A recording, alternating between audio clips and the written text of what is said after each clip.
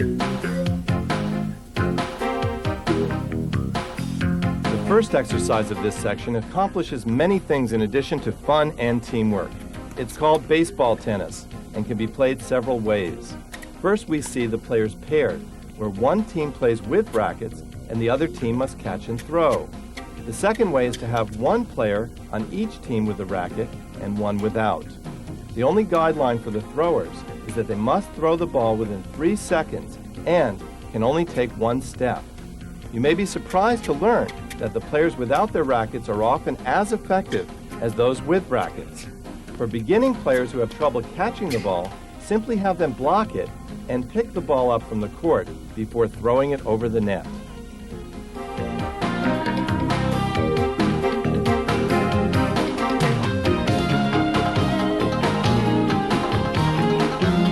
This next hitting drill is a terrific exercise for recognizing and fighting to gain the momentum needed for successful tennis.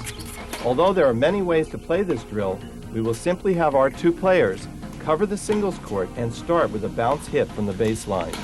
Each player is trying to win 3 points in a row. Each single point won is called a mini point, and 3 back-to-back mini points constitute winning 1 maxi point, the goal of the drill. The result of this scoring is a seesaw battle with many winning points but few maxi points awarded. This drill can also work well as a handicap system to level the playing field with 2 uneven players. For example, a maxi point for the stronger player can require 4 mini points in a row, but the weaker player may only need 2.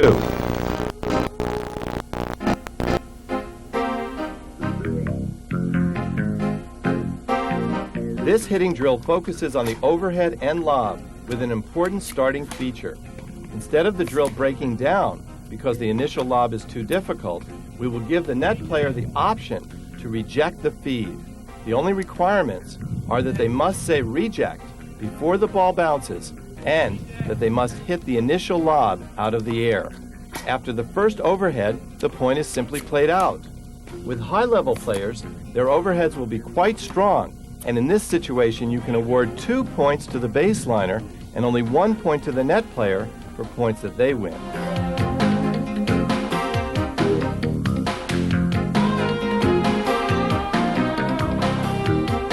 Now let's share a baseline movement drill for 4 players covering the singles court.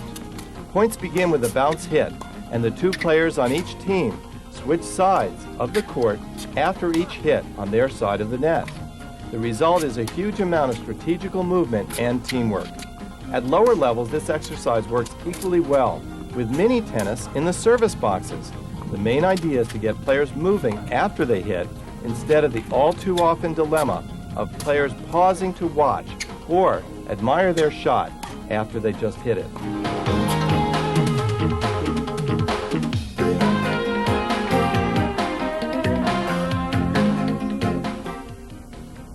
This drill consists of rules which force consistency and extended points, along with teamwork and movement for effective doubles.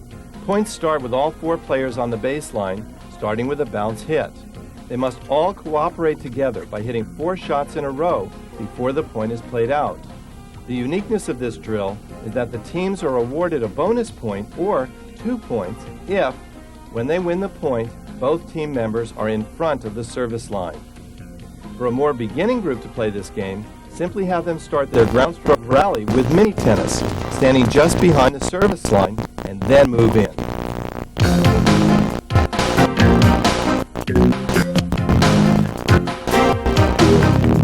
This next exercise stresses the importance of cross-court ground strokes while at the same time encouraging experimentation with changing the direction to down the line and going for a winner. Here are the rules.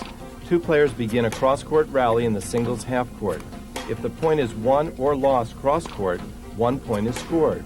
However, a player can score double if they change the direction, going down the line and win the point on that one single shot. And if they go for the down-the-line winner and miss, they only lose 1 point. However, if the down-the-line shot is simply hit back over the net by the other player, the point ends and the other player automatically wins 1 point, even if they only block it back.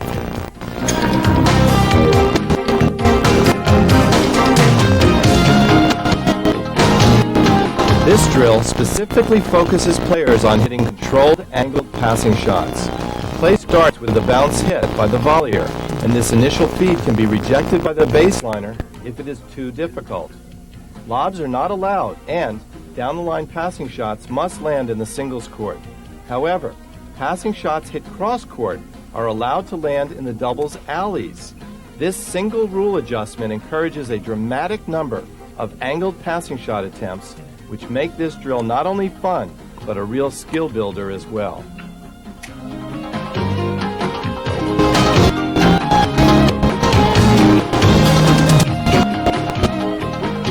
Now here's a practice exercise which works wonders for beginners who need extra time to prepare for the ball, for seniors who may have trouble running as fast as they used to, and for stronger players who have a habit of hitting too hard. It also helps all players develop softer hands and ball control. Both players start in the backcourt and cannot cross in front of the baseline. Their goal is to hit softly enough for the ball to bounce twice inside the singles court. They can either play cooperatively with the goal of hitting a certain number in a row or competitively against one another. If they are competing as our players are here, the hitter loses the point if their ball bounces less or more than 2 times in the singles court, or if they physically step inside the lines.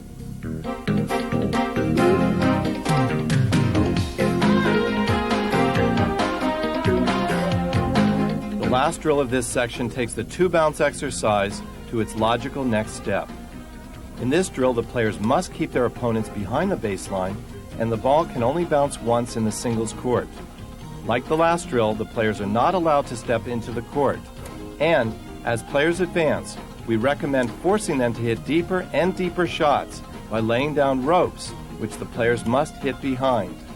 Plus, in the event of slightly different playing abilities, lay down the ropes in different positions to force the stronger player to hit deeper than the less competent player to level the playing field so that they can compete against one another.